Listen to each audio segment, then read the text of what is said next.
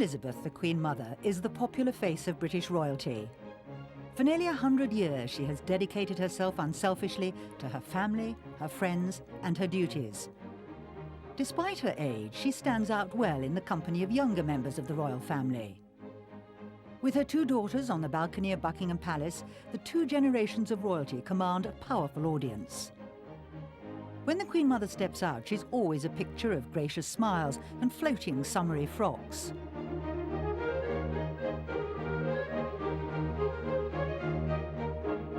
Flower shows are her forte. With cameras present, her natural charm and elegance shines through. As far as the press are concerned, she's the most professional of all the royals, and they admit that she is quite delightful. According to the Queen, she has always been a marvellous mother, standing back and never interfering. Ever mobile, the Queen Mother openly admits that she likes to enjoy herself, have fun and a good time.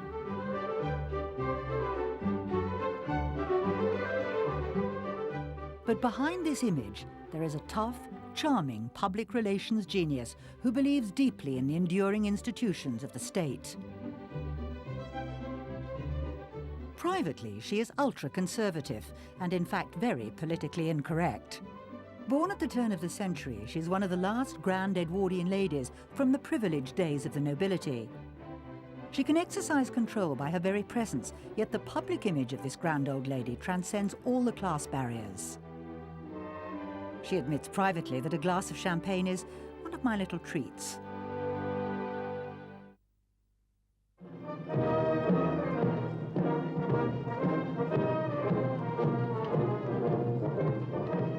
For nearly a century, the Queen Mother's presence has graced the balcony at Buckingham Palace. As London's most famous building, the palace has become the trademark of the British monarchy and home of the royal family firm, an endearing term coined by the late King George VI. The Queen Mother first stepped out on this famous balcony when she married her husband in 1923. 25 years later, in 1948, they drove out of the gates of Buckingham Palace to the sound of cheers from the crowd to celebrate their silver wedding anniversary. Queen Victoria was the reigning monarch when Elizabeth was born in 1900. She had been on the throne for 63 years and had had 9 children. In 1901, she died, and her eldest son acceded to the throne as King Edward VII, with his beautiful wife, Queen Alexandra. Their son became King George V in 1910. Against this background of royal history, Elizabeth Angela Marguerite Bowes-Lyon was born on the 4th of August 1900 into an aristocratic family. Her father, the 14th Earl of Strathmore, who was descended from King Robert II of Scotland, inherited a small fortune in 1904, making him a multimillionaire by today's standards. The Bowes-Lyons were a very old family, going back to God knows whom in Scotland. And they were also very rich. They'd come into money rather fortunately, as well as having a lot of land. And they owned several castles, a huge house in St James's Square in London. Her father didn't really think much of the royal family. So at the time that there were thoughts that she might marry into the royal family, he wasn't especially impressed by that because they were really aristocrats in their own right and had come down. They were descended from King Bruce of the Scots and so on. So really very, very grand family. Educated at home, Elizabeth grew up at Glamis Castle, one of Scotland's most impressive ancient buildings. Set in a park modelled in the fashion of landscape gardener Capability Brown, it's been in the Strathmore family since 1372. The young Elizabeth was closest to her brother David. They were fun-loving, and together they enjoyed dressing up for dancing lessons. They were like a sort of extra little family at the end of the line. And she was very, very close with him. She was very, very fond of him. Both of them were charming children in a very natural way. I think their mother used to call them the 2 little Benjamins. The Strathmore's first daughter had died, so their new little girl was especially adored. With 8 older brothers and sisters, not surprisingly, Elizabeth was the apple of her mother's eye. She was very close to her mother, and I think perhaps she was a bit spoiled because she was a very charming child, and all the servants adored her. She used to go into the kitchen and beg for extra jellies and cream and things like that. I think because of her great charm, she could get away with anything. Elizabeth had an idyllic childhood at Glamis Castle, and she grew into an attractive young girl with a gentle manner. She was very petite and small, and she had a pretty heart-shaped face, and beautiful blue eyes, and a lovely complexion, and dark hair, which she wore in a rather old-fashioned way for those days with a fringe. But she had this sort of radiant attraction. She had this great power even then of making people feel that she was concentrating on them, that she was only interested in them, which is one of the most attractive qualities you can have. The First World War broke out in August 1914 on Elizabeth's 14th birthday. King George V led the nation's war effort by example as well as by position. He was photographed visiting the trenches in France, but the news from the front was gloomy. Back in Scotland at Glamis Castle, the Strathmore family opened their home to wounded officers. The young Elizabeth was always there to make them feel comfortable. After their convalescence was over, the officers would write to Elizabeth. Always caring and considerate, she took time to reply. Dear Harding, thank you so much for your letter. I'm sorry that you can't find a job. It seems to be very difficult now. She saw, if not the actual business of war, she saw the results of it. And she was a sort of partner, part companion, part younger sister. She used to read to them, she used to write letters for them, and she was just with these wounded soldiers. And one of them said at the time that something that's been noticed about her often since then, that when she spoke to you, it was as if you were the only person in the world. King George V and Queen Mary had 6 children. He believed that fear should govern his offspring, all of whom were terrified of him. Bertie on the left was their second son. His eldest brother David on the right was always singled out for particularly unpleasant treatment. Queen Mary believed, she believed that it was more important that her husband was the king of her children rather than their father. He was rather bad-tempered and grouchy old codger at the time. And he once said that, I was terrified of my father, that is the very genial, apparently, Edward VII, and I'm going to make bloody sure that my children are afraid of me. Now, I don't know if this is actually what he did, but he was a bad-tempered old grouch, and they were frightened of him, and all of them were highly nervous. Many of them suffered from digestive troubles, which is a sign of extreme nervousness. The young princes had a sister Mary, the only daughter of the king and queen. During the First World War, she worked as a nurse. She remained close to her mother for the rest of her life. Through her involvement with the Girl Guide movement, Princess Mary met the teenager Elizabeth Bowes-Lyon, who was also a Girl Guide. It was through this connection that Elizabeth was introduced into the royal family. Elizabeth Bowes-Lyon and Princess Mary were friends, and they became more involved through the Girl Guides because Elizabeth ran the Forfar branch of the Girl Guides, which is up in Glamis, and Princess Mary had to come and inspect them occasionally, and they used that as an excuse to see each other. They became quite good friends, they corresponded, and of course both mothers encouraged this. Lady Strathmore, because Elizabeth was one of 10 children, and basically she needed to find suitable marriage for her, and Queen Mary needed her sons married off, and there was Elizabeth, a very suitable girl, so the relationship was encouraged. In 1922, Princess Mary married Viscount Lascelles, who became the 6th Earl of Harwood. Their son George would be the first royal to divorce. The Lascelles' wedding was a sober affair, and the young Elizabeth, by now a trusted friend, was a bridesmaid. By the standards of that time, she didn't look that wonderful because they had sort of almost like very tight veils on with, I think, silver leaf headbands, so and very low-slung waists. I mean, if you look by today, they looked rather frumpy, but I'm sure at the time everyone thought they looked absolutely wonderful. And Elizabeth was very stunning. Photographed at the races, the young royal princes, David, Henry and Bertie, made a dashing picture. In contrast to their sons, King George and Queen Mary were more regal. There were strict rules of royal protocol that had to be respected when women, like Elizabeth, were introduced into the royal family. The height of this was being presented at court. And Elizabeth was presented at court to Queen Mary and King George V. And as the daughter of an earl, she would have been quite high up the pecking list. And of course, that all helped cement the royal relations. It was also a round of parties, but not to be judged by the standards of today. These young girls were never, ever left unchaperoned. Elizabeth was either chaperoned by her sister or one of her cousins, or indeed her mother, Lady Strathmore. She would never really have been left alone with a young man. So you have to judge it by the standards of the time. Elizabeth's mother described her daughter as a shy little person under an ebullient exterior and wanted her to marry an heir to a British dukedom. Elizabeth took a fancy to the handsome James Stuart, son of the Earl of Moray, who'd returned from the war with the Military Cross.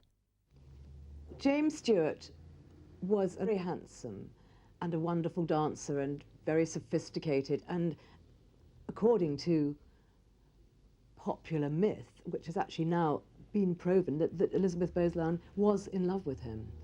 But Queen Mary and Lady Strathmore saw that he was actually going to be an obstacle in the way of their two offspring forming any kind of a relationship, so he was dispatched to the oil fields of Oklahoma. He was almost exiled.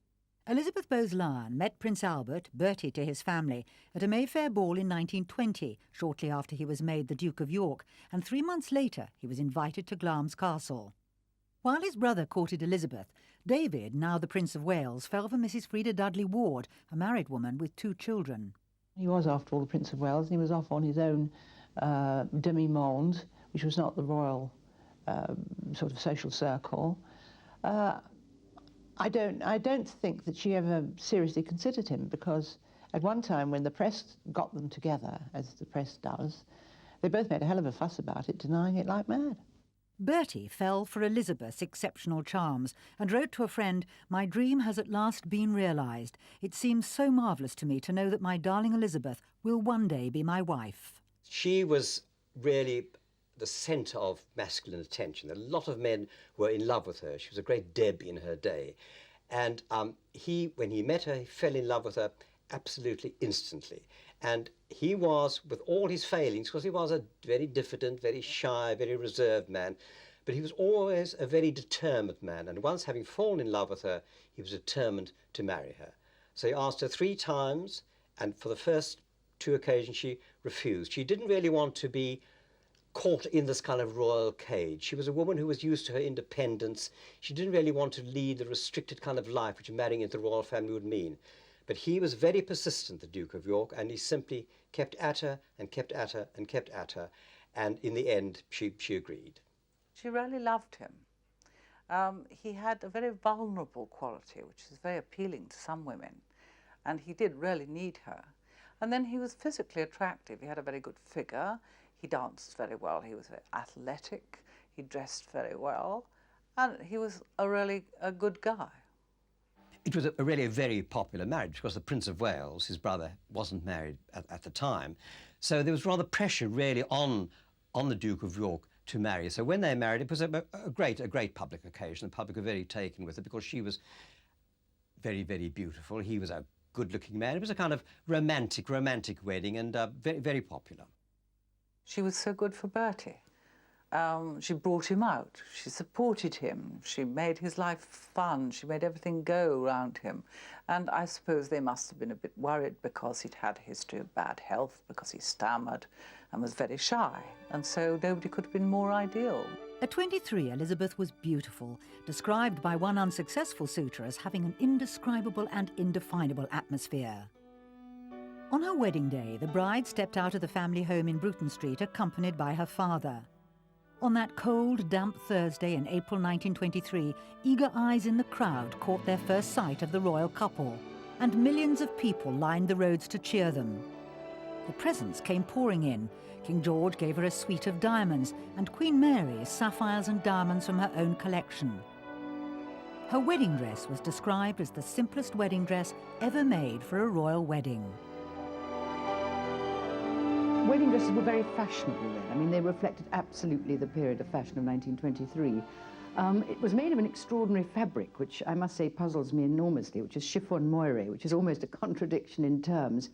And it was not a regal wedding dress, it was not a royal bride's wedding dress, but it was a sort of a fashionable, aristocratic, young, I mean, it was perfect for exactly who she was. It was the right dress. But, I mean, looking back, it was a very curious shape, but all dresses at that time were curious shapes. I mean, it was a medieval shape with a square neck and these bands of silver lame sort of seeded with pearls going this way, and then a long band going to the floor. So it had this odd medieval look mixed with the 20s sort of straight shape.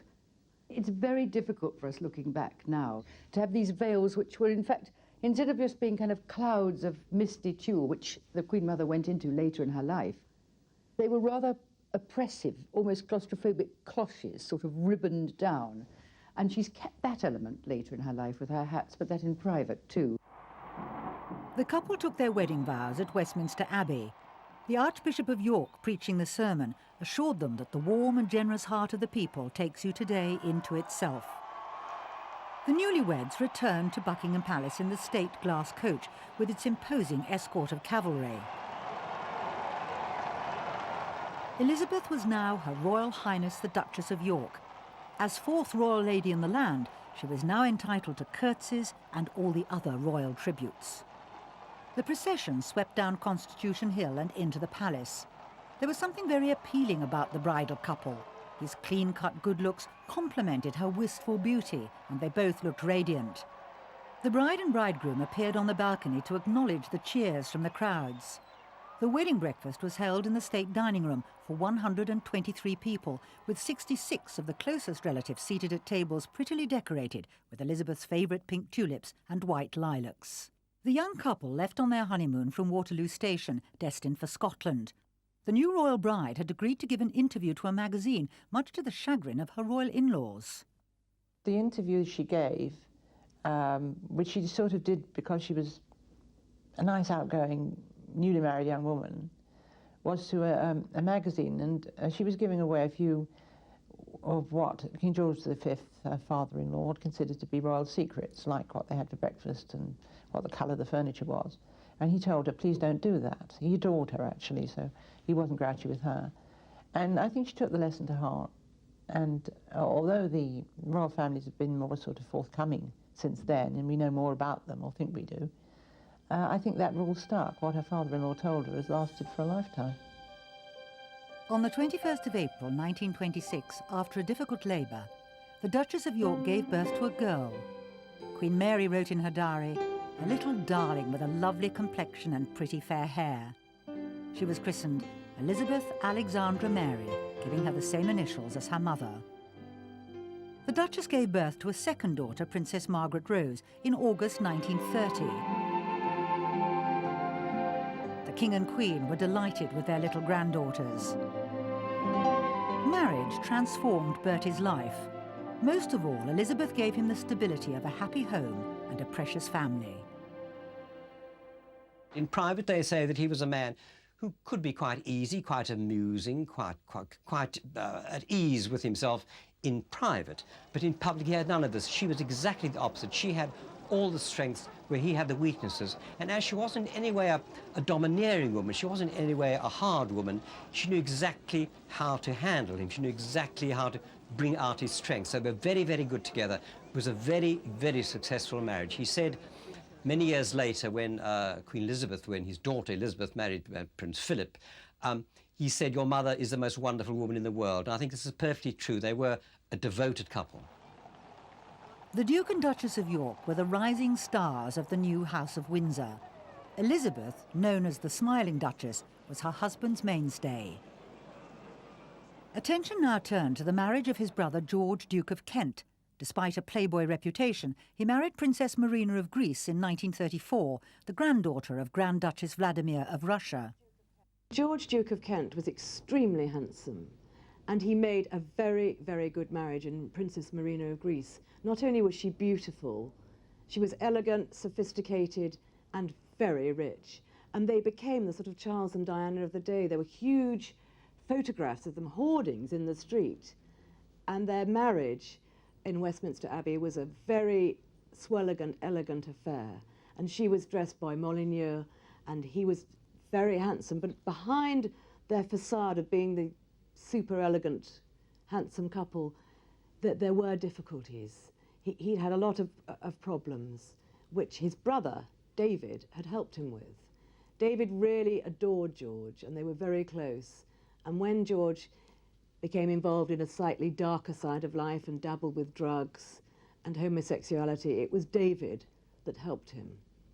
Then the great tragedy was that in 1942, he was on an air mission in Scotland, and it was a very foggy day, and the plane actually flew into the side of a mountain and crashed, and everybody on board was killed. And for many years there were stories circulating that this perhaps was some plot, but there's no evidence, and to this day there's been no evidence that it was anything other than a very tragic accident. Princess Marina was understandably totally distraught. She had a baby son. She suddenly was on her own. She then sought refuge, perhaps, in the world of show business, and eventually went on to have an affair with Noel Coward, which is well documented. Henry, Duke of Gloucester, in the middle, was the next royal brother to find a wife. In November 1935, he married Lady Alice, daughter of the 7th Duke of Buccleuch and Queensberry, in the chapel in Buckingham Palace. The little princesses Elizabeth and Margaret were bridesmaids.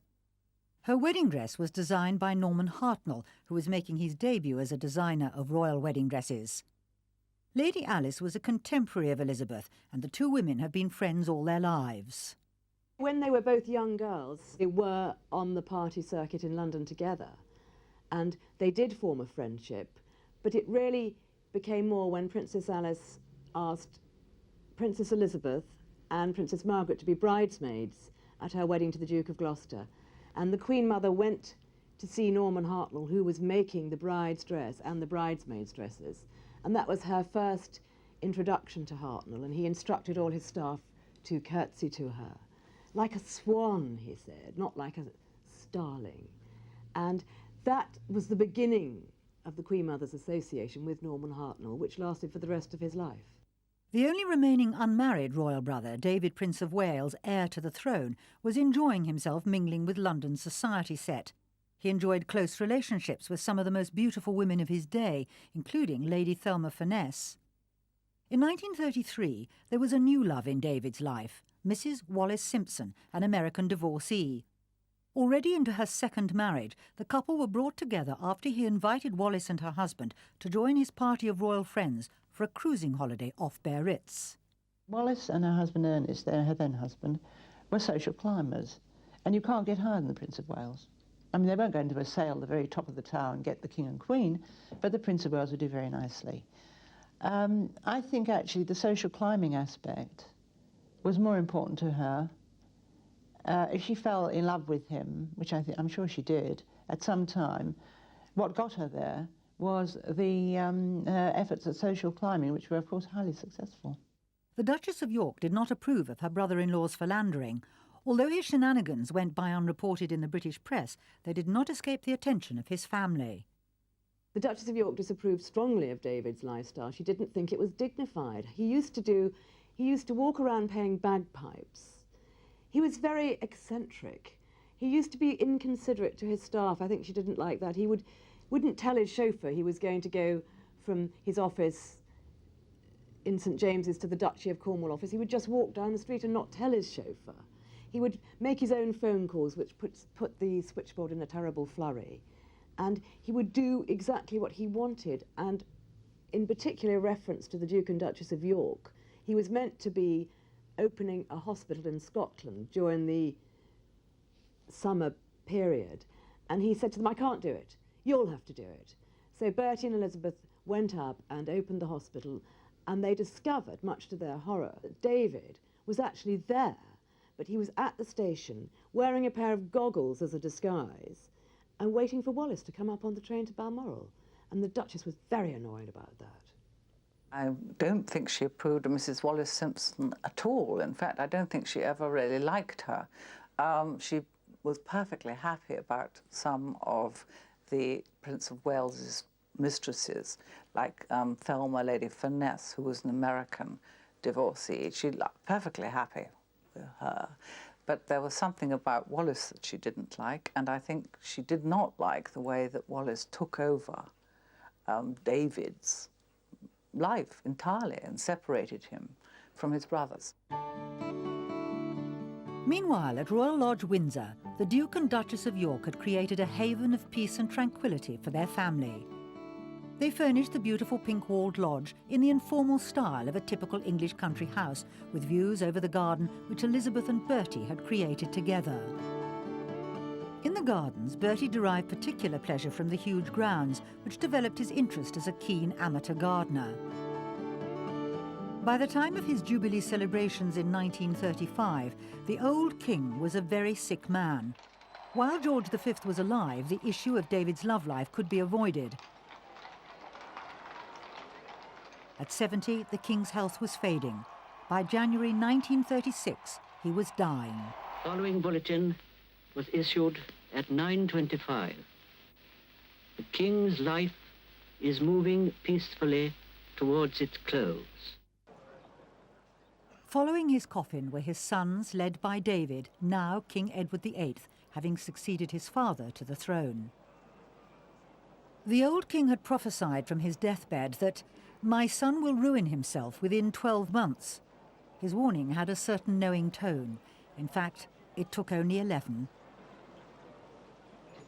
Our late sovereign lord, King George V, of blessed and glorious memory, that the high and mighty Prince Edward Albert Christian George Andrew Patrick David is now become our only lawful king by the grace of God of Great Britain, Ireland, and the British dominions beyond the seas, defender of the faith, Emperor of India. God save the King. Elizabeth, the Duchess of York, avoided the new king's mistress. There was a story about one occasion when he had then become king. He was then King Edward VIII, and gave a dinner party at Balmoral, to which the Duke and Duchess of York, as they then were invited. And Wallis Simpson behaved like the hostess. She came forward to welcome them to Balmoral. And the Queen Mother, then the Duchess of York, had nothing to do with it. Simply walked past her and said, "I've come to have dinner with a king," and simply walked past Wallis Simpson, absolutely ignored her. Never liked her at all. Outwardly, Edward VIII followed his father's traditions. He kept up the ceremonial side of his role, but he was a king in conflict with his government, church, and family. The British public had been kept in the dark about his activities with a married woman, but on a trip abroad, he and Mrs. Simpson were received by Adolf Hitler. Wallis was kept very much under wraps at first. I mean, the family were aware of her, but she was sort of persona non grata, and David had to go through all sorts of devices to get her even through the gates of Buckingham Palace. And I don't think Elizabeth knew her until she suddenly reared her head as the great obstacle to Edward's remaining king. That, of course, meant that her husband was going to become king in his stead.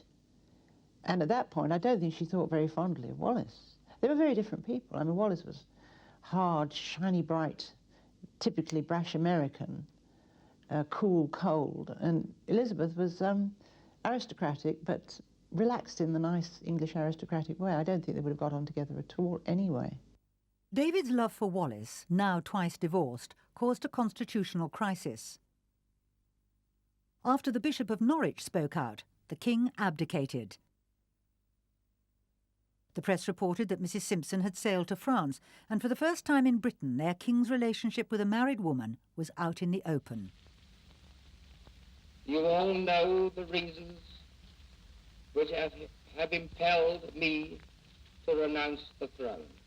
Believe me when I tell you that I have found it impossible to carry the heavy burden of responsibility and to discharge my duties as king as I would wish to do, without the help and support of the woman I love. Crowds, stunned by the announcement, gathered outside Buckingham Palace. In June 1937, David, now the Duke of Windsor, and Wallis were married in France at the Château de Condé near Tours.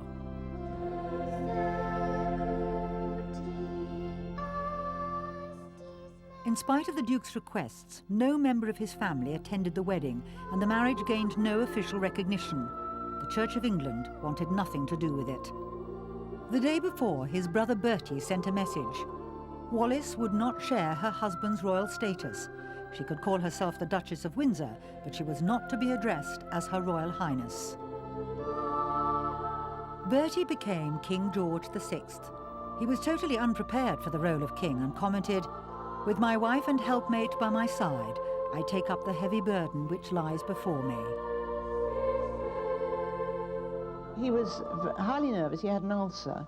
He had a stammer. I mean, the fellow should have been in a monastery. It would have done him far better. No, he wasn't prepared. He was absolutely terrified. I mean, he burst into tears when he realised what was happening and cried on his mother's shoulder. Now, that monument to duty, probity and self-control couldn't have been very pleased at this. But that's what he did. And, I mean, he went around muttering about a lamb to the slaughter. He was totally unprepared, completely untrained. It was completely unexpected. From the start, when the Prince of Wales wasn't married and got old and still wasn't married, there was always a thought that her husband, that the Duke of York, might become king. So there really was a thought in the back of her mind, but even so, it came as a great shock when actually when the abdication happened and they were called upon to be king and queen. On Coronation Day in May 1937, crowds lined the route to catch a glimpse of King George VI and Queen Elizabeth. After the shock of the abdication, the British people had taken their new sovereigns into their hearts. The king chose the date already arranged for his brother's coronation, saying sardonically, "Same date, different king." His mother, Queen Mary, watched the ceremony with his two young daughters, Elizabeth and Margaret. In Westminster Abbey, he wore a heavy white satin robe embroidered with shimmering emblems of the empire. He looked ghost white. To many of the guests at the 1,000-year-old sacred ritual, the moment before Bertie was anointed and robed for the crowning was the most touching of all, a symbol, perhaps, of the loneliness of the monarchy. After the coronation, there seemed to be a distinct change in him. He suddenly acquired the regal poise of a king. Beside him, Elizabeth rose to her new responsibilities. She knew her husband very well. She knew his frailties. She knew that he was terribly shy, that he had, in fact, crowd phobia. He really didn't like that. And so she could see the enormous burden that would be placed on this not very strong man. On one of their first official trips abroad, a state visit to France in July 1938, the Republican country fell to the charms of the royal couple.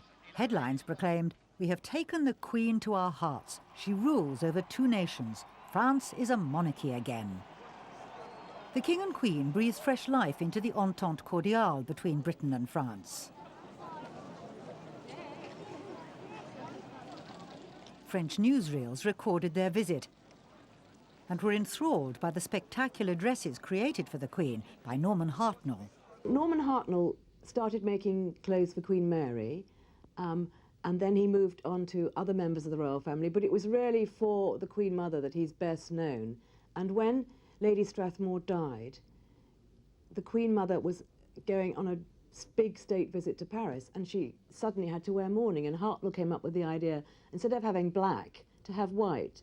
And the Queen Mother took Paris totally by storm in these beautiful white dresses created by Hartnell, which he had to make up very, very quickly in about a fortnight. But remember, he had 400 people working for him in those days. Every single one of those 30 outfits that Hartnell made for that visit was white. I mean, the parasols were white, the gloves, the shoes, everything was white. And they were all long, which is interesting to know. I mean, even if you did it today, even today, it would be sensational. And the French, it took France by storm. I mean, they're not monarchists by nature, but apparently they said France has lost its heart, it has a new queen. People cheered, people queued, and the fabrics, the sketches of the dresses, they make me want to cry even today. I mean, great garlands of camellias, lace, cobweb lace, tulle, silk organza. I mean, this was, you know, the Queen Mother has something about herself which is unique, and it was uniquely translated by Norman Hartnell for the French visit. I mean, I can remember a friend of my mother's saying that no one will ever repeat that success. Even now, it probably was the greatest fashion statement made by a royal person in the last century. The French visit was a personal triumph for the Queen. Norman Hartnell continued to make her clothes until the end of his life.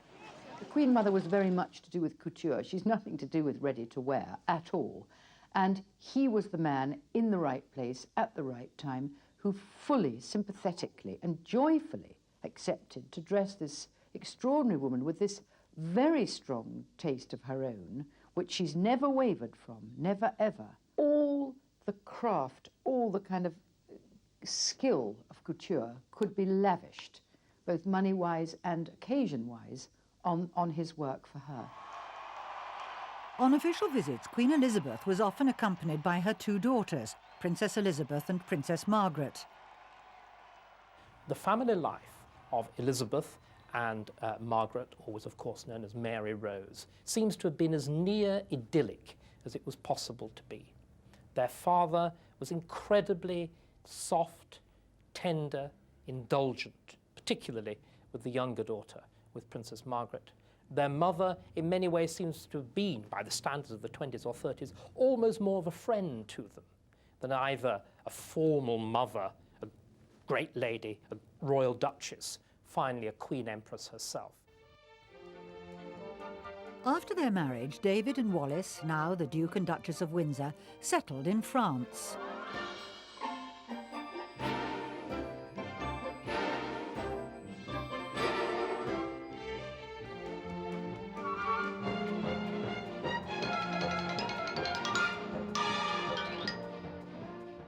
They were photographed at a gala in Cannes, close to the location of one of their homes at Cap d'Antibes. The Duke considered his exile to be only a temporary affair, and he assumed that it was only a matter of time before they were accepted back in Britain. But this was never to be. Reports of a tour the Duke and Duchess of Windsor made to Germany was headline news in Britain and America. This upset the royal family and the British government, who were concerned that Germany was rearming its war machine. On a lighter note for the royal family, the United States were captivated by the royal couple when in 1939 the King and Queen embarked on a 6-week royal tour of the continent, the first reigning monarchs to set foot in North America.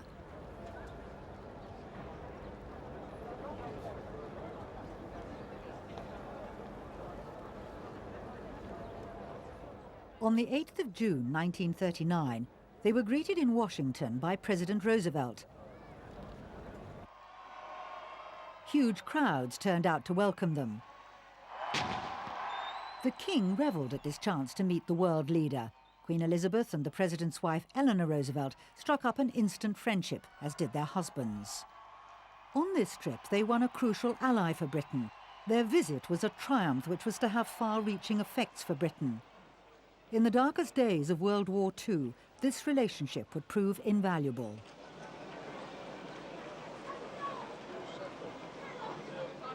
Here, as in France a year before, the American people were captivated by Elizabeth's dignity and grace, and particularly charmed by Norman Hartnell's elegant creations. Their tour included a visit to Canada. Despite initial apprehensions, they received a warm welcome, even among the French-speaking population. In performing his public duties, the King was regularly called upon to make speeches, but his speech impediment, which he had had since his childhood, made this a grueling experience.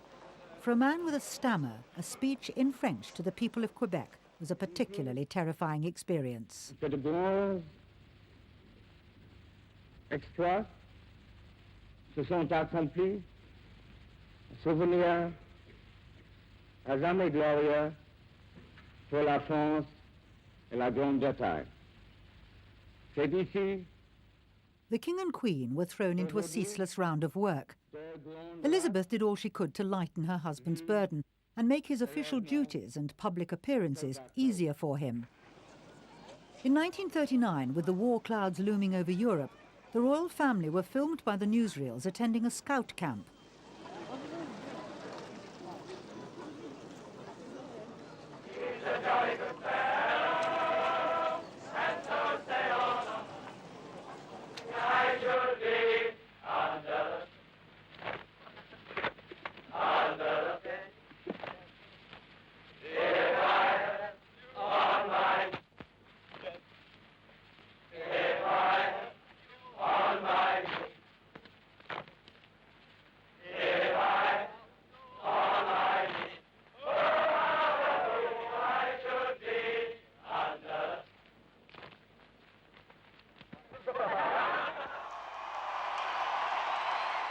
Shortly before the war, Queen Elizabeth launched the ship named after her. The Queen Elizabeth was the largest ocean-going liner ever built for the Cunard Line. The event was recorded by the film cameras. The occasion offers a rare opportunity to hear her speaking. This ceremony, to which many thousands have looked forward so eagerly, must now take place in circumstances far different from those for which they had hoped. I have, however, a message for you from the King. He bids the people of this country to be of good cheer, in spite of the dark clouds hanging over them, and indeed over the whole world. As war was declared with Germany, everyone looked to the royal family for morale and leadership. In 1940, Buckingham Palace suffered a direct hit. Queen Mary had been sent to Badminton, a safe house. Elizabeth wrote to her, "My darling Mamma, I hardly know how to begin to tell you of the horrible attack on Buckingham Palace this morning. Bertie and I arrived there at 11:15, and he and I went up to our poor windowless rooms." When the royal couple inspected the damage, the Queen said, "I'm glad we've been bombed. Now we can look the East End in the face." There were lighter moments. When an explosion hit the drainage systems, the garden was flooded with rats, which everyone had great fun chasing. By the end of the war, the Queen recalled, there were no windows left at all. Poor old house. While the King believed victory would eventually come, the strain of the war took its toll on him. He was a heavy smoker. I don't think she tried to stop him smoking very much, and I don't think she realised probably how bad it was for him. When it came to the drinking didn't affect his daily life, it didn't affect his work. He used to like a good hearty swig out of the whiskey decanter in the evening, particularly at regimental dinners. When it came to his fits of temper, she was one of the few people who could calm him. Whenever he was in a temper, they say that she would teasingly take his pulse and go tick, tick, tick, tick, tick, just to make him laugh at himself. He took himself very seriously. He took everything extremely seriously. She's got a more buoyant nature. She tends to throw things off. So they complement each other wonderfully well. Where he was short-tempered, she really was kind of as calm as the day was long. She's a very easy woman, I think, to live with, and this is exactly the kind of person he needed. He was a tremendous warrior. She's a woman who simply had a way of casting off her worries, a very equitable temper. Queen Elizabeth was a constant visitor to the wounded. Her wartime morale-boosting efforts were unequalled. Hitler regarded her as the most dangerous woman in Europe.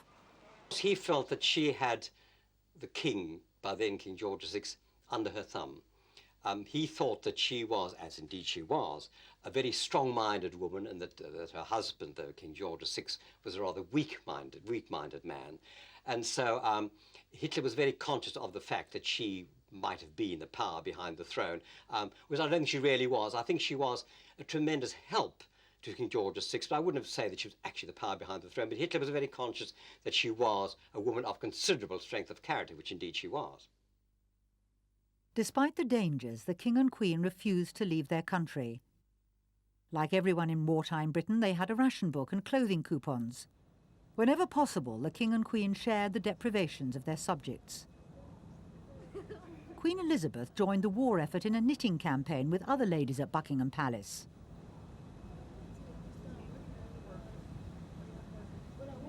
Despite the circumstances and the gloom of war, the Queen always made an effort to look her regal best. She said, quite honestly, if the poor people were coming to see me, they would certainly look their best, and I should look my best for them. And I think that's a genuine thing of how she thinks. She likes to look her best. She does to this day. She always has, and she always will. Hats became the Queen's trademark. As a member of the royal family firm, her face had to be visible to the public. She incorporated in their design emblems that reflected the war effort, like the winged insignia of the Royal Air Force. She liked to say she only got normal rations, but in fact she did get more clothing coupons than most, by a large, large chalk. But the fact is she still wore, she would always wear a hat. I mean, it was unacceptable, I think, for her not to wear a hat. She couldn't have borne to go out. She would not have been dressed. But, I mean, obviously it reflected the sacrifices people were having to make. The hats were much smaller, and they were made of much, much sturdier, more useful, I mean, cheaper, really, I suppose. Less fancy fabric, felts and wools and tweeds, and a lot of felt, because felt works very well for a hat. During the war, the teenage princesses spent time at Windsor, and Princess Elizabeth was often seen in uniform. Finally, when the King and Queen were utterly exhausted by the rigours they and their country had been through, the long years of war drew to a close. Queen Elizabeth's wartime efforts were rewarded when Nazi Germany surrendered to the Allies in 1945. Hostilities will end officially at 1 minute after midnight tonight, Tuesday, the 8th of May. But in the interest of saving lives, the ceasefire began yesterday to be sounded along all the fronts. The German war is therefore at an end. We may allow ourselves a brief period of rejoicing. Today is Victory in Europe Day.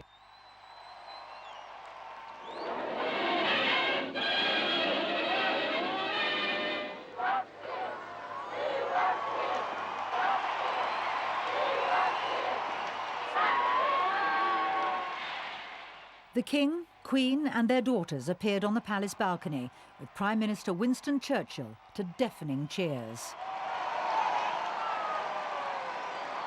Thousands of people yelled below the balcony as victory in Europe was celebrated.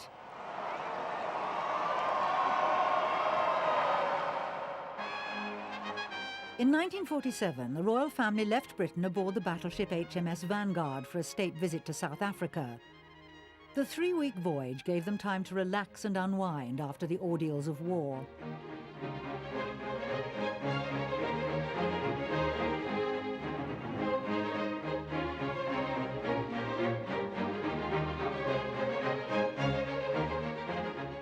Everywhere they went, enthusiastic crowds greeted the royal family. The 2-month tour in South Africa, then a British Dominion, would prove very demanding for the King. The pressures of war had badly affected his health, and he had lost a lot of weight. He was on a mission to stop the nationalist government from winning an election and imposing apartheid on the country. His mission failed. However, despite the heat and long distances, the Queen always managed to look her best. As a young man, Theo Aronson recalls one particular occasion. We drove there through the heat and the dust one day to this terrible railway siding, not a blade of grass, not a tree, just this desolate country all round, and about 20 of us waited there for the train to come in. The King got out wearing an ordinary little summer suit, and the princesses got out just wearing ordinary little cotton or linen dresses. But the Queen dresses her for a garden party, tremendous ostrich feather hat and floating panels with ostrich feathers and pearls and jewels and high-heeled shoes, and quite right too. She had come 6,000 miles to be on that very spot on that very day.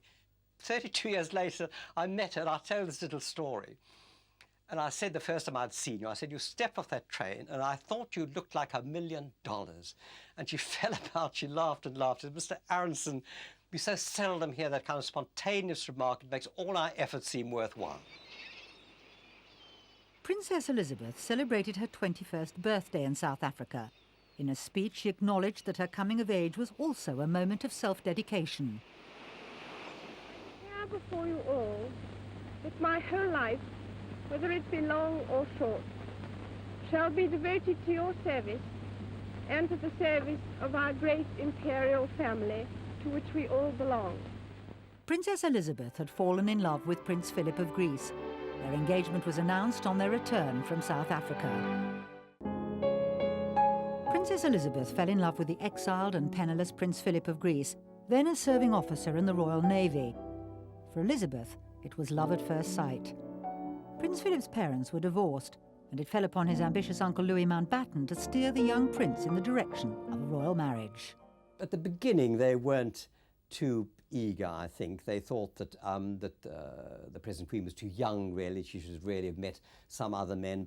But the present queen, I mean, their daughter Elizabeth, was absolutely determined to marry Philip. And so, in the end, they liked him. He was a kind of man's man that King George VI liked. Louis Mountbatten, known as Dickie, was married to one of the world's richest heiresses, Edwina Ashley. The Queen thought them rather presumptuous.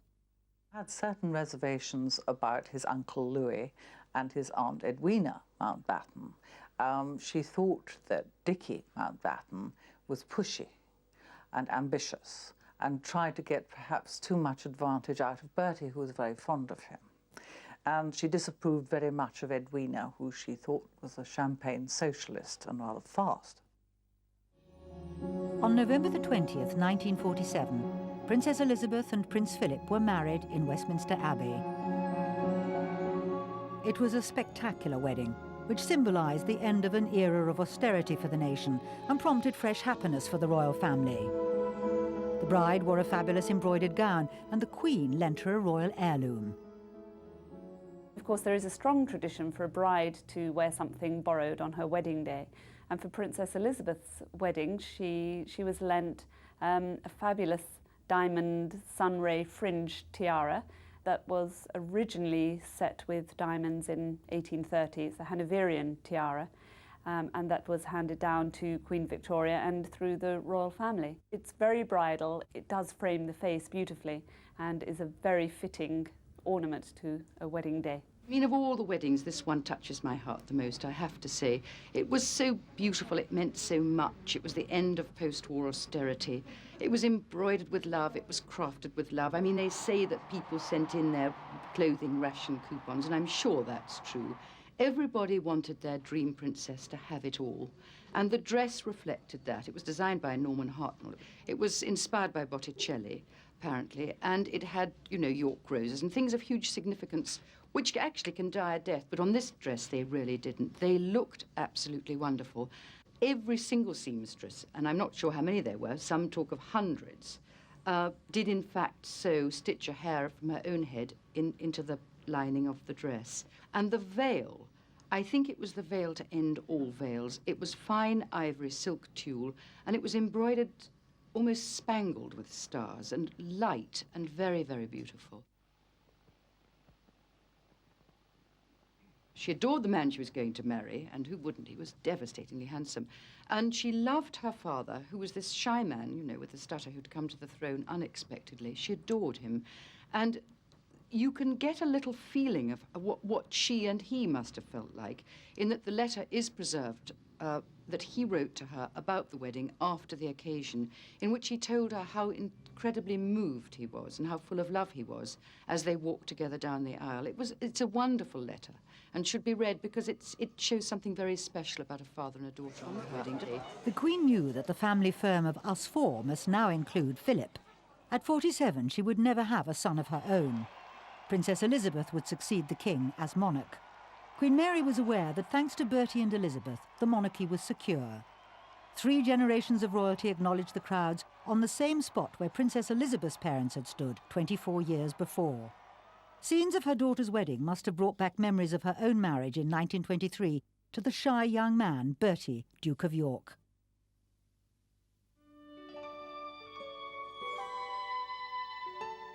Prince Charles was born in 1948 and christened at Buckingham Palace in December. As Queen Elizabeth's first grandchild, Charles was destined to become the apple of her eye. He became the son she never had. 2 years later, his sister Princess Anne was born.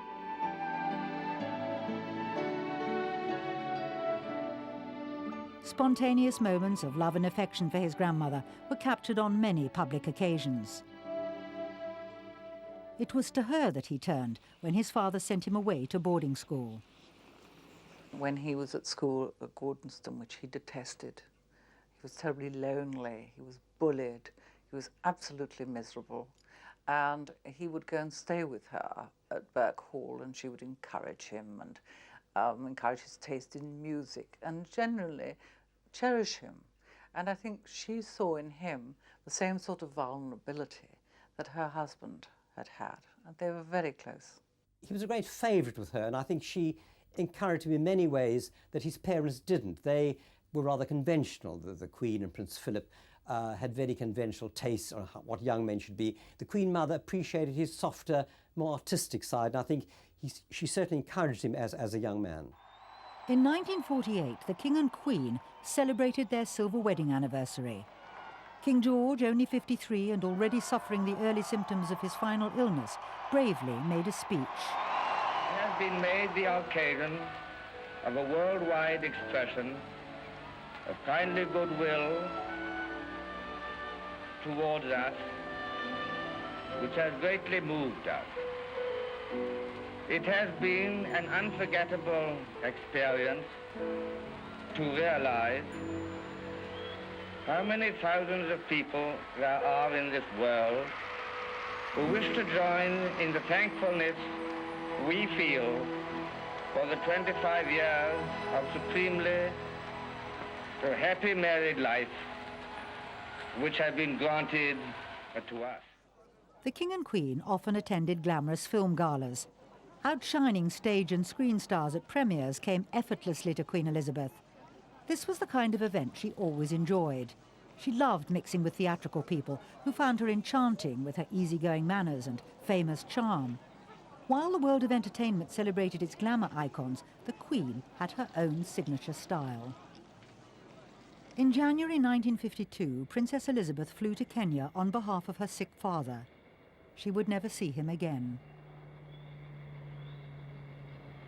The King died in his sleep at Sandringham just 6 days later. It was announced from Sandringham at 10:45 today, February the 6th, 1952, that the King, who retired to rest last night in his usual health, passed peacefully away in his sleep earlier this morning. A week after leaving for Kenya, Princess Elizabeth returned to Britain as Queen Elizabeth II. Her government's ministers waited to receive her on the tarmac. The statesman who had served her father would now serve her.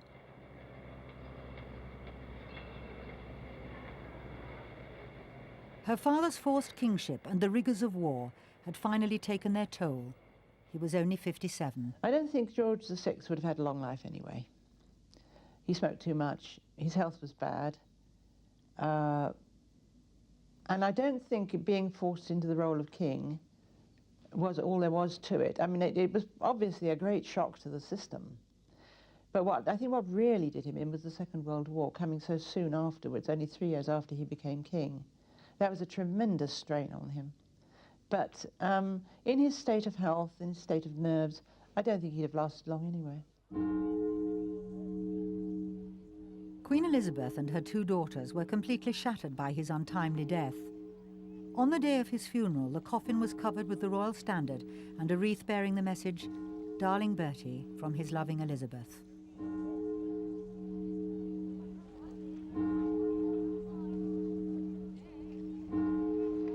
Following behind the coffin was his eldest brother David, whose abdication in 1936 had forced the crown onto his brother.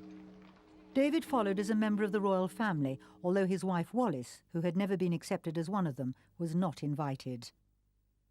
The Queen Mother blamed the Duchess and most of all the Duke of Windsor for the King's early death. I think she certainly believed that the Duke of Windsor, by his irresponsibility in abdicating and leaving the throne to George VI, had shortened her husband's life. She absolutely, seriously believed this. And there's a certain element of truth in it.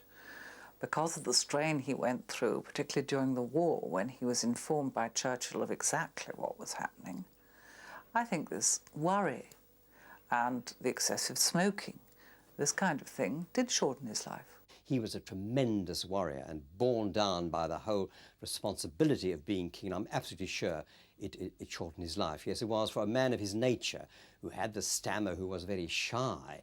It was a tremendous responsibility. And although she did absolutely everything to ease his path, I'm absolutely sure that being king shortened his life. And she knew this, and I think always bore a grudge against the then Duke and Duchess of Windsor because they had shortened the life of her husband. On June 2nd, 1953, the world witnessed Elizabeth's eldest daughter crowned Queen Elizabeth II. It was the first televised coronation.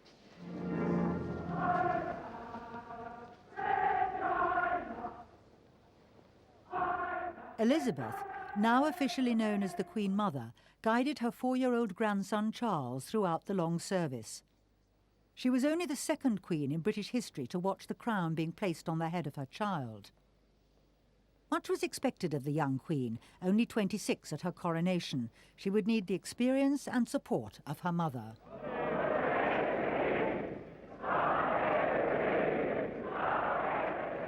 The Queen Mother, still young at 51, requested that she be allowed to continue the work that she and her husband had sought to do together. Family unity, so much on display that day, would soon be tested. By the time of the 1947 voyage to South Africa, Princess Margaret was falling in love with her father's equerry, Group Captain Peter Townsend, a married man. After the King's death, Townsend divorced his wife.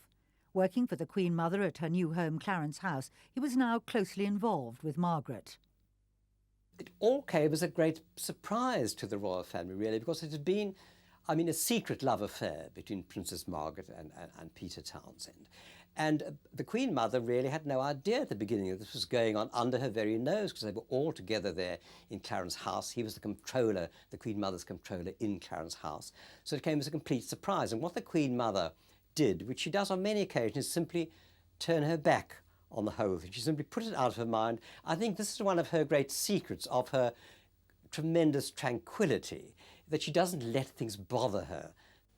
The Queen Mother has always had her eye on history and has always wanted it to be known that she is above reproach. And to have involved herself in a scandal, which it was at that time, which was likely to bring down the royal family, or at least certainly severely damage the royal family if Margaret had married Townsend, I think she wanted to stay as clear from it as possible. In 1953, Peter Townsend divorced his wife. He was now free to marry Princess Margaret. But rather than face up to the situation, the Queen Mother avoided her daughter's problems. Peter Townsend and Princess Margaret separated, only to be reunited 2 years later. But Margaret, crushed by the disapproval of the establishment, decided not to marry him. The Queen Mother was relieved. Princess Margaret was determined, really, to marry Peter Townsend at an early stage. She felt it just wasn't right for all sorts of reasons. And in the end, of course, they prevailed upon Princess Margaret and she gave him up. Her sister, the Queen, didn't put any pressure on her at all. Princess Margaret's actual own Christian faith, and I think sense of her royal position, were the factors that decided her. I don't think she wanted to become a housewife, and Townsend never had any money. Very soon after her husband's death, the Queen Mother established a pattern for her widowhood, a life that was as busy as possible. Constantly in the public eye, the Queen Mother commented on the presence of photographers. It is so distressing for me that I always photograph so badly. The new Queen found her mother's advice and good humour was just the strength and support she needed in her new and difficult role. Once, when the Queen Mother arrived late from Buckingham Palace, she commented, "Please excuse me for being late, but I've just been up the road having coffee with my daughter." In 1959, she visited Nairobi to open a new dam.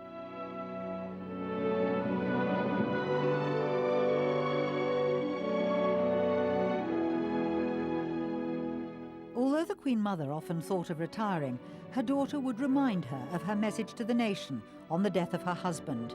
"My only wish now is that I may be allowed to continue the work we sought to do together."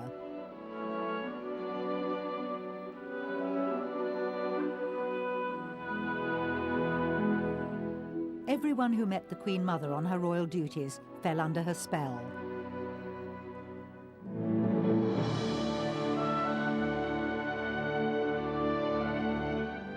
She became patron of over 300 organisations and charities and became the Chancellor of London University.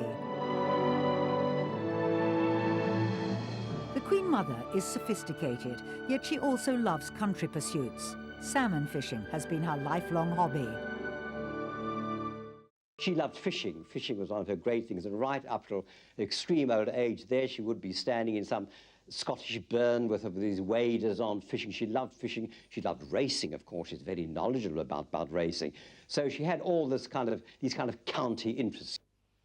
The Queen Mother was overjoyed when Margaret, then almost 30, fell in love with society photographer Anthony Armstrong-Jones. He was an artistic man, but caused concern in some quarters because besides being a commoner, he was considered to be part of the fast London set. They were married in May 1960. Princess Margaret's exquisite silk wedding dress was made by her mother's favourite designer Norman Hartnell, who also designed the outfit the Queen Mother wore. For Princess Margaret's wedding, he made her a wonderful sort of gold dress, and the hat was made by Madame Saint-Cyr, who was one of the top milliners in Paris.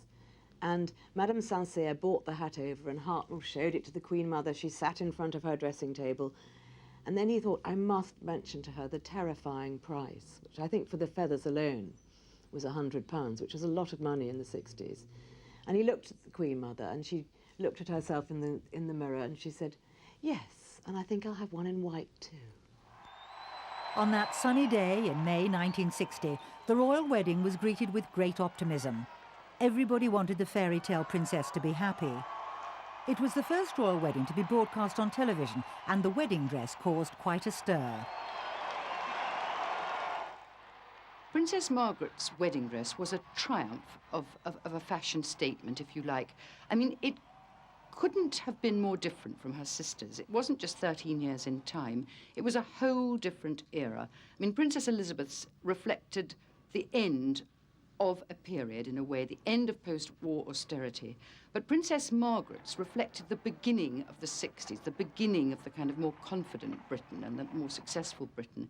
And she had the courage, and indeed Norman Hartnell, it wasn't a very typical Hartnell dress, to put it mildly. They both had the courage to use something totally different. It was innovative, it was courageous, it was absolutely perfect for the person wearing it. And it was very much away from royal tradition. There was no embroidery whatsoever. There wasn't a stitch of embroidery. It was this wonderful double silk organza with a high neck and a deep V at the front, going to the tiniest waist in the land. I suspect you'd never find a tinier waist. And all the temptations to load it with fuss or frill or clutter were all avoided. It was a very courageous and totally successful design. As with most royal brides, the crowning glory had to be the tiara. Margaret's was extremely unusual and broke with royal tradition. Princess Margaret's tiara was interesting because it wasn't a piece of jewellery that had sort of been handed down from generation or mother to daughter or anything like that. It was a tiara which actually had been bought at Sotheby's by the royal family for £5,500, for those who want to know, from Lord Baltimore.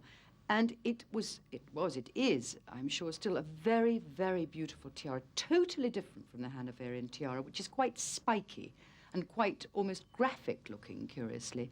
This was delicate and pretty. It was a pretty piece with dangling, wonderful great diamonds. The bridegroom was created Earl of Snowdon. They had 2 children, David and Sarah.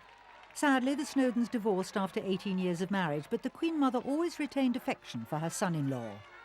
The Queen Mother always adored him, and because he was fun, because he was artistic. She likes people with taste, and so much did she like him that when things were going badly, and I think after they were even divorced, Princess Margaret used to get quite cross because her mother went on entertaining Anthony Armstrong-Jones as though nothing had happened. As the young Duchess of York, Elizabeth once said, "I always like the term family circle. It sounds so close and safe and happy." The Queen Mother treasures pictures of her own family growing up, and a flip through the family album triggers memories of her husband's childhood and a reminder of his brothers and sisters, who for nearly a century have been part of her family circle. Bertie's brother George was born in 1902. He was created Duke of Kent when, in 1934, he married Princess Marina, daughter of Prince Nicholas of Greece. Tragically, he was killed in an air crash in 1942, leaving a wife and 3 children. His eldest son, Edward, was a shy and sensitive teenager who bore the title Duke of Kent from a very young age. In 1961, aged 25, Edward, Duke of Kent, became engaged to Miss Catherine Worsley. In the grounds of Kensington Palace, Catherine showed off her engagement ring in preparation for their marriage at York Minster in June, the first royal wedding to be held there since Edward III married Queen Philippa in 1338. She was well connected to the royal family, as her father, Sir William Worsley, was the Lord Lieutenant of Yorkshire, an office created by Henry VIII. The ceremony at York Minster rivalled any of the more traditional venues for royal weddings. Catherine's gown was made of shimmering white raw silk with a round neck emphasised by a plain row of pearls. The Duke of Kent's wedding to Catherine Wolsey in 1961 was a fantastic affair, but it was the first royal wedding to be held in York Minster for over 700 years. So it was something of a move away from the traditional Westminster Abbey weddings. But Catherine was a Yorkshire girl, and they thought it would be a wonderful idea to hold it in York Minster. And basically their marriage was extremely happy. They had to wait a long time before they were allowed to get engaged. And then in the later years of their marriage, with her ill health and her stress problems, it's slightly fallen apart. The Duke of Kent's sister, Princess Alexandra, was born in 1936. Within 3 years, World War II began, during which her father was killed. On Alexandra's wedding day in 1963, it was her brother Edward, the Duke of Kent, who gave her away. The 26-year-old bride had driven from Kensington Palace to Westminster Abbey amidst cheers and greetings from tens of thousands of people who lined the route. The Queen Mother was present with Prince Charles and other members of the royal family, and the bridesmaids included Lady Sarah Armstrong-Jones, Princess Margaret's daughter. Princess Anne was a maid of honour. The bridegroom, Angus Ogilvy, came from one of the noblest Scottish families with a long and very close association with the British royal family. Princess Alexandra's marriage to Angus Ogilvy was always considered extremely successful. They had their problems. He had a lot of financial problems, but she has stood by him, and they've produced some very nice children, and they're absolutely adored by all members of the royal family, and they are constant guests at Balmoral and constant guests of the Queen Mother. They're always there, they've done their duty, they're quiet, and they get on with it. Designer John Kavanagh used 82 yards of material for the wedding dress.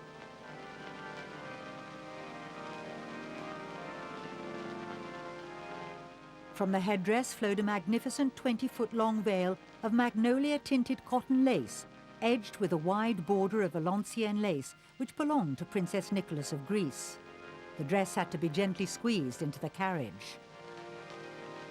Dubbed the Royal Wedding of the Year, Alexandra's mother, Princess Marina of Greece, was accompanied by her relations, including King Frederick of Denmark and Queen Frederica of Greece. The crowds cheered the new Mr. and Mrs. Angus Ogilvy, who rode across St James's Palace in a glass coach lent by the Queen. The bride would be known as Her Royal Highness the Princess Alexandra, the Honourable Mrs. Angus Ogilvy, which rather displeased her mother, Princess Marina. Angus Ogilvy had to settle for an Honourable. The wedding group posed for formal photographs in the throne room. Alexandra always cheerfully performed her royal duties while she and Angus struggled to keep their private life private. They had 2 children who kept the family in the spotlight. One thing about Marina's children, they were all very talented, musically and with languages, and Princess Alexandra plays the piano beautifully. In 1973, this was the family on the steps of St George's Chapel in Windsor. Alexandra's youngest daughter, Marina, named after her grandmother, didn't always meet with family approval and developed her own sense of style. Marina Mowat turned out to be a bit of a wild child and broke free of the royal protocol and married someone called Paul Mowat, who was a photographer. But before she married him, she became pregnant, and then she told the world that her mother didn't approve of the pregnancy and wanted her to terminate it. It was a very, very unhappy period, and she made her parents look unpleasant and foolish publicly, and the Queen did not forgive her. She's Prince Charles's godchild, and she was totally ostracised. She was actually literally off the Queen's Christmas card list. But then in the last 18 months she's been reaccepted. She has 2 children and she's divorced Paul Moet, and she's now back in the royal fold. Princess Marina's youngest son, Prince Michael, second from the right, was born in 1942, 3 weeks before his father died in the plane crash. In 1978, when Prince Michael was 35, he gave up his right of accession to the throne to marry the woman he loved, Baroness Marie Christine von Riebnitz, who was a Catholic and had been married before. Marie Christine had her heart set on a church wedding, but the Vatican said no when Prince Michael insisted that his children would be brought up as Protestants. They became the first royal couple, apart from the Duke and Duchess of Windsor, to be married in a registry office. 5 years later, they had their marriage recognised in a Roman Catholic ceremony. In 1981, at St James's Palace in London, their daughter, Lady Gabriella Windsor, was christened. Her older brother is Lord Frederick Windsor. On many occasions, Princess Michael has attracted bad publicity. Princess Michael of Kent has overcome all the problems in her marriage and actually handled it extremely well. She had a lot of blips. For a start, she felt the royal family didn't like her because she was a Catholic and divorced.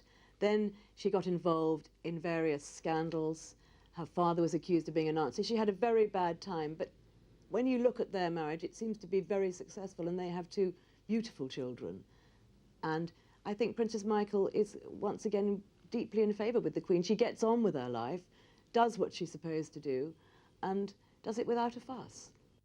The Queen Mother's other brother-in-law was Henry, Duke of Gloucester, born in 1900, the same year as Elizabeth. In 1935, he married Lady Alice Montagu Douglas Scott, daughter of the Duke of Buccleuch. They had 2 sons, William and Richard. William, their eldest, was a daredevil. In 1972, he was tragically killed in an air race when his plane crashed and exploded. He was 31 years old. A month before William's death, his brother Richard married Birgit van Deurs, the daughter of a Danish lawyer. Their wedding day in July 1972 was a wet affair. Accompanied by her father, the couple were married modestly in the village church close to the family home in Northamptonshire. Richard met his bride at a tea party on his second day at Cambridge University, where he was studying architecture. She was working at the Danish embassy in London, and they went on to have 3 children, Alexander, Davina and Rose. Among the wedding guests were Prince Charles and the Queen Mother, who is almost the same age as Richard's mother, Princess Alice of Gloucester. By royal standards, the marriage was very discreet. The only unusual thing about their wedding was it was very low-key, it was in the country, and they had no bridesmaids, no pages and no press, which must have been rather nice for them. Princess Alice and the Queen Mother are only 18 months apart in age, but whereas the Queen Mother is vibrant and lively, poor Princess Alice is really confined to her apartment in Kensington Palace. She wanders around the garden, does a few little things. She was incredibly active until a few years ago, but the move from Balmoral Manor, where she lived most of her married life, sort of spiralled her down, and she leads a very quiet life now. Meanwhile, the Duke and Duchess of Windsor lived in grand style and travelled the world. They eventually made their permanent home in Paris on the fashionable Avenue Foch, close to the Bois de Boulogne. They wrote their memoirs and were photographed on rare visits to Britain, where they were still not officially welcomed by the royal family. In May 1972, the Duke of Windsor died. He was 77. In death, he returned to the royal family. But nothing could reverse the fact that he had been estranged from his family. Only 18 months had separated him in age from his younger brother, but he outlived Bertie by 20 years. He was buried in royal ground at Frogmore near Windsor Castle, according to his wishes. Some blame the Queen Mother for the long rift between the royal brothers. I think she certainly had a certain amount of influence in keeping the Duke of Windsor out of England. She mistakenly believed that he was still, would attract people and would make her husband less popular than he was, in comparison seemingly dull and this sort of thing. I think she miscalculated. In November 1973, Princess Anne was married in Westminster Abbey.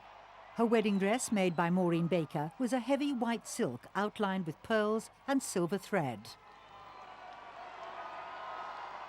In 1923, her grandmother had made a similar journey to Westminster Abbey, and 50 years later she lent her granddaughter her own diamond tiara for her special day. Princess Anne married Captain Mark Phillips, an army officer and a show jumper, but sadly their marriage ended in divorce 14 years later. Her grandmother's tiara was the same tiara that her mother had worn at her wedding in 1947. The tiara that Princess Elizabeth wore is known as the Hanoverian tiara, and it was in fact designed and made in 1830 for Queen Victoria. It was made of old diamonds from the time of George III, and it was creating this wonderful, quite spiky tiara, quite high, which can also be worn as a necklace, interestingly enough. The royal family are very, very, very good with their jewellery. They can be worn for lots of different things. Anyway, Queen Victoria had it made in 1830 and left it to the crown, and Queen Mary wore it. There are pictures of Queen Mary wearing it. And then Princess Elizabeth wore it for her wedding because it was lent to her by her mother, Queen Elizabeth. The Queen Mother's principal trademark is her love of pearls. And you have to remember that she was a 1920s bride. She was brought up in that era when pearls were the most important accessory for a young girl and for any ladies of style and society. And she's remained true to that wonderful formal and traditional look. She still wears the most exquisite strands of pearls. The Queen Mother is a perfectionist, and no appearance is achieved without great attention to detail. Touching here, it's too full. Touching here, something wrong with the shoulder line. Here, the neckline, and then the fitter will suggest, perhaps, Mum, if we alter that, we make the neckline a little higher, would you feel? Yes, I think that would be very nice. And touching the hat here, it's got to come up. And all the little bits and pieces and the little band that goes underneath, you don't get complaints, but you know that if it isn't, you just keep on doing it until it's right. She was a fashion icon in the kind of way that people liked the fluff and the crinolines and the hats with the ostrich feather and the soft turquoise blue and the high heels, you know, with the sort of rather Minnie Mouse look. To say that she was a fashion icon like Jackie Kennedy would be, of course, not true. Wilt thou love her, comfort her, honour and keep her in sickness and in health, and forsaking all other... Prince Charles's choice of bride was closely observed by his grandmother after she had watched the young Lady Diana Spencer grow up on the Sandringham estate. The rest is history.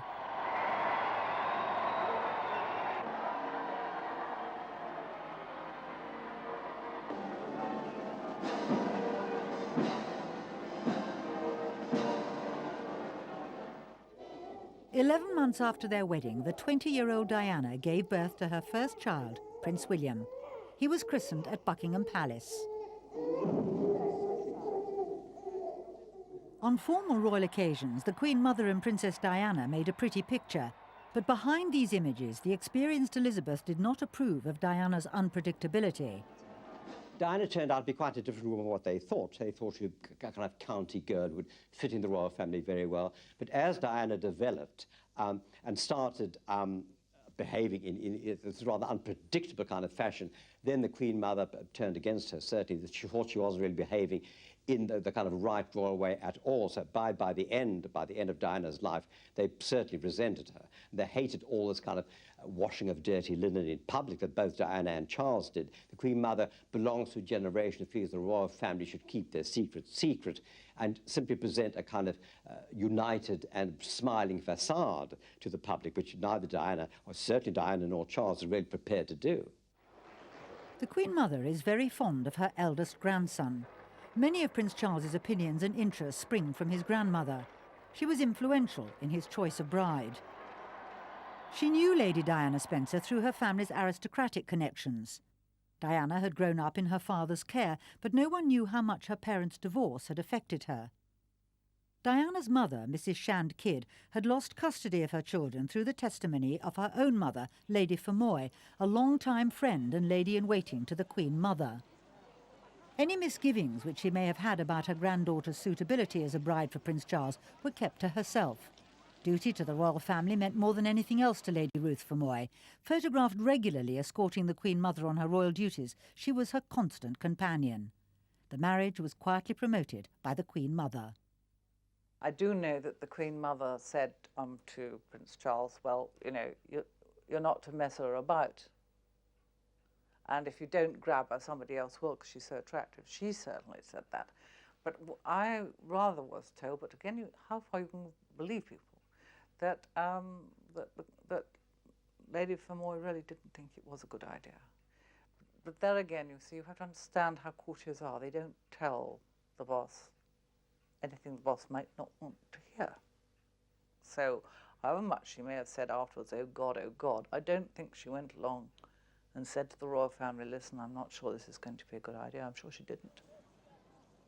Ruth Fermoy supported Prince Charles against her granddaughter. The Queen Mother's presence at Lady Fermoy's funeral in 1993 was the final honour for the courtier who had put royalty before her own family, but had let down both her daughter and her granddaughter. Perhaps influenced by Lady Fermoy, the Queen Mother came to see Diana as frivolous with little sense of duty.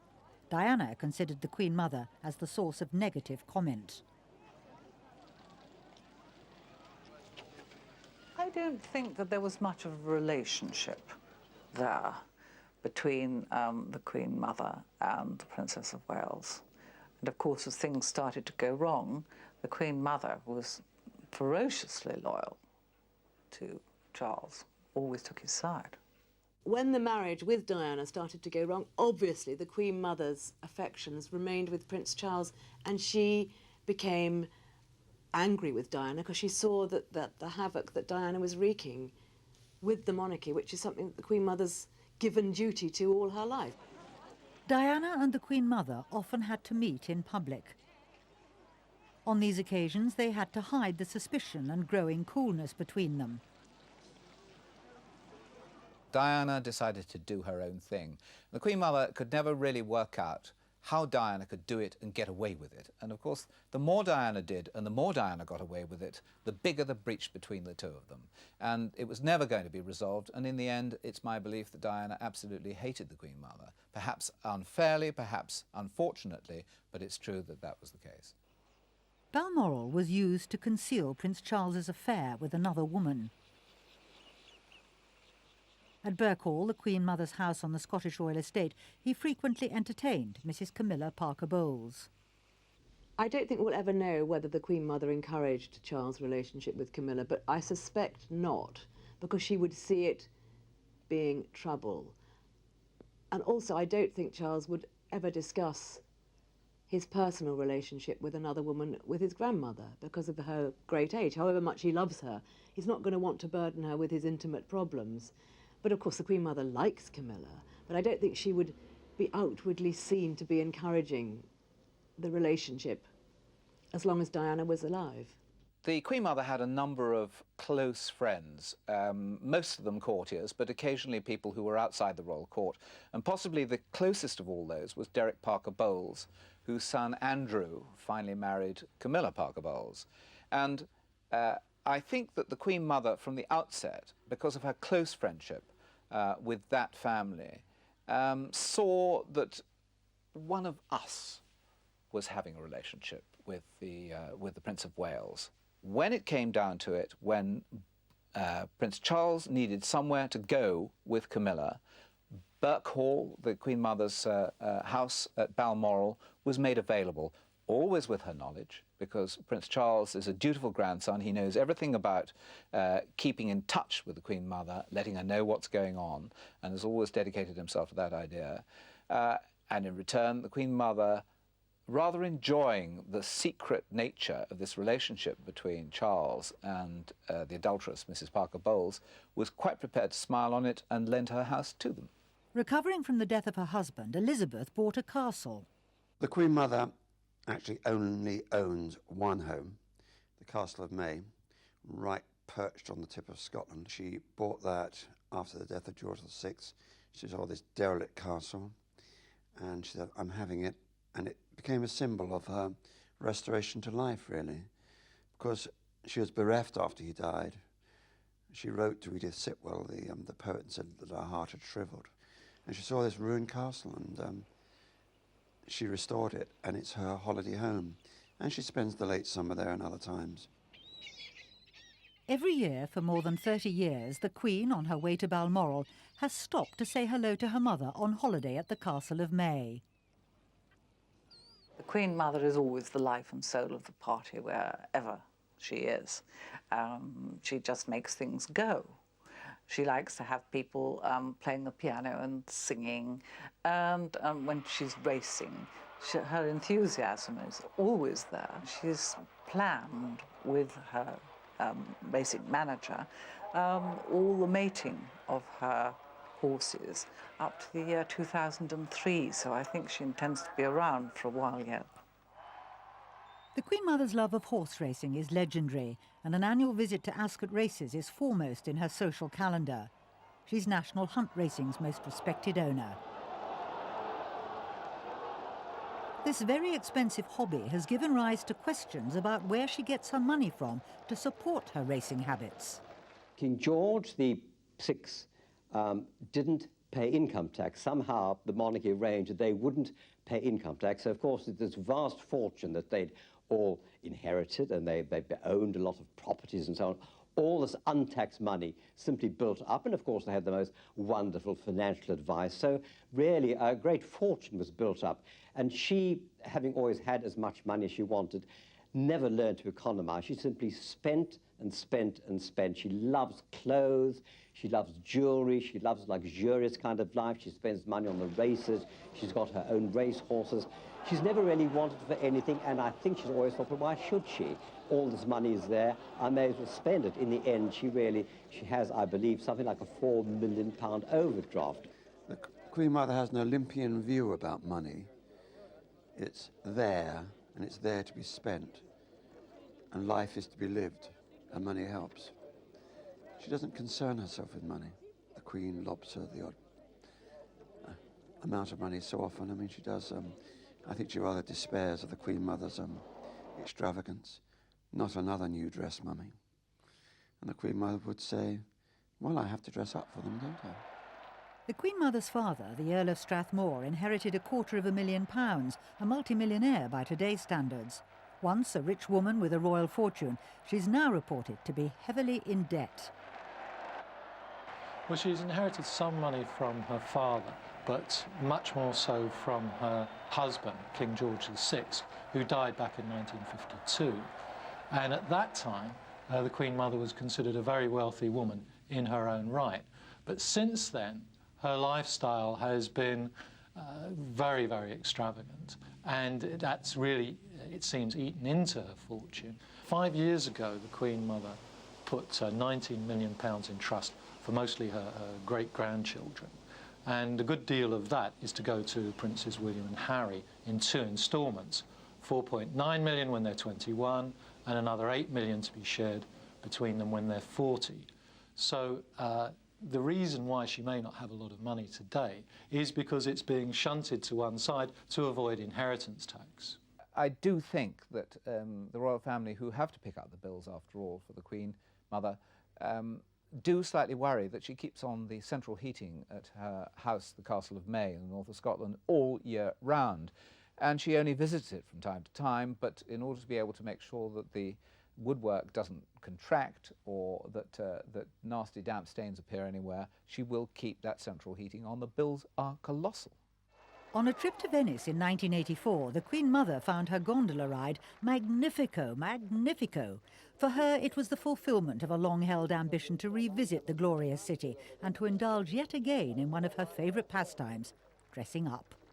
I mean, she loves clothes. She absolutely adores them. She's excited about new clothes still. It doesn't matter if she has 6 blue coats, if there's a new blue coat, she's excited about it, and how wonderful that is. Her most noticeable trademark, her hat, gradually evolved to become the gracious and unmistakable image of her years as Queen Mother. She grew up at a time when you did always wear a hat. You wore a hat as a little girl to school, to church. You always wore a hat. You weren't dressed outside your front door without a hat. No matter how ornate, what an amazing confection her hat may be, she will always, even if it has a big brim, it will always be turned up and soft and feminine. I mean, feminine is the key to everything. Yes. The Queen Mother's London home is Clarence House, a modest place by royal standards, but is it big enough to store all those clothes? All her clothes, which are in racks and polythene bags, beautifully kept, all on rails, sort of in her dressing room, which I gather that they've spilled out all along corridors and everything else. She will not throw anything away. Clarence House, where the Queen Mother lives just off the Mall, is littered with works of art, modern, impressionist, I think some classic stuff too, sculptures, and it has a wonderful, comfortable clutter too, very much a home. Lots of photographs, lots of mementos, a reflection of 100 years. She loves to entertain, loves to have people with her, loves to eat in the open air, and they set out the table in the garden of Clarence House in what she calls my green rooms, under the trees, and the table is laid with the most wonderful china and glass. I think the Queen Mother is wonderfully extravagant. She's living in a different age. She is an Edwardian, and she lives in an Edwardian way. She has more servants than any other member of the royal family.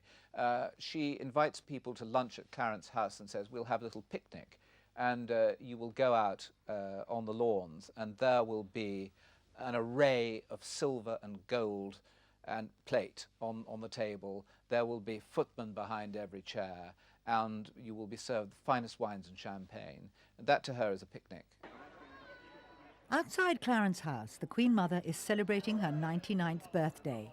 She's surrounded by 4 generations of monarchy. A moment, perhaps, for her to ponder the past and to reflect on her own family's unhappiness. The Queen Mother is of a different era, and I think she finds it very hard to accept that so many of her grandchildren have had unhappy marriages and have not said, this is my duty, I'm going to put up with it. Instead, they said, I'm unhappy and I want out.